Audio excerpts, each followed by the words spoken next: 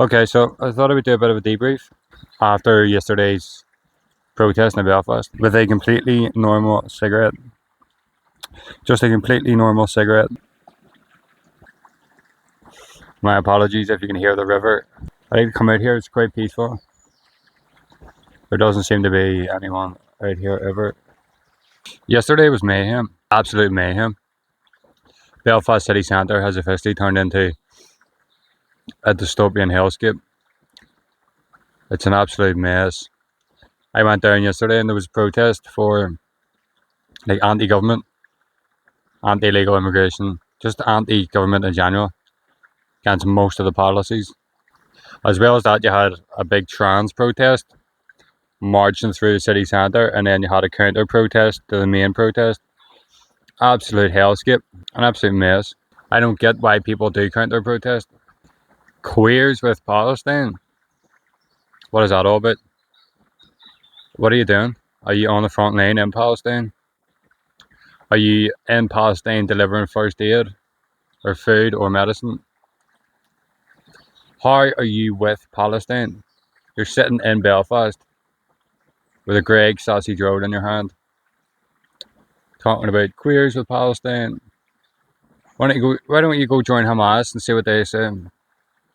God knows you would love to. There was about 100 people at the protest yesterday. It was an okay turnout. It wasn't horrible. I don't know why Belfast isn't like the rest of Ireland. The whole of Ireland standing up and protesting at the same time. Everywhere, Cork, Dublin, Kilkenny, Carrickmacross, everywhere. Bundoran. But for some reason, Belfast is like, no, we'll just let you do it. We don't want to do anything. So when you go to the protest, it's 100 people, maybe. Not the best.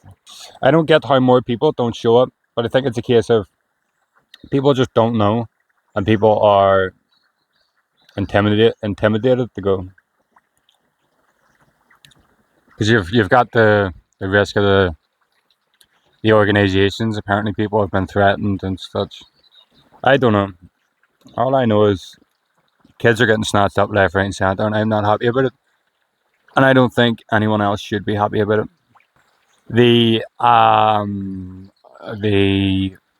don't know, what would you call them? The homosexuals, the communists, they were all standing together. They had a big stage with a big microphone because of course they're funded by shadow people.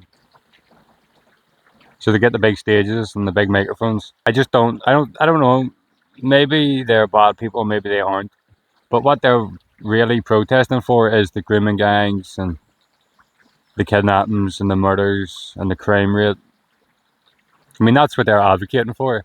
When you think about it, they want us to be like England, Scotland, France, Belgium, Germany. That's the way they want us. And all them places are just crime-ridden dumps for the most part. They're so dangerous. So dangerous. We want to talk about what happens to kids in those countries now. But that's what they're advocating for. That's what they're protesting for. And they know it. They're protesting because they want this place to look like France, look like Germany, look like England. But we don't want that. We don't want that. Because we are not evil, evil bastards. Maybe they're just ignorant and don't know. I doubt it. It's just normal people from normal homes who are actually worried because they see kids are getting harmed at a rate that didn't exist before. But they can't understand that for some reason. Let me know what you think.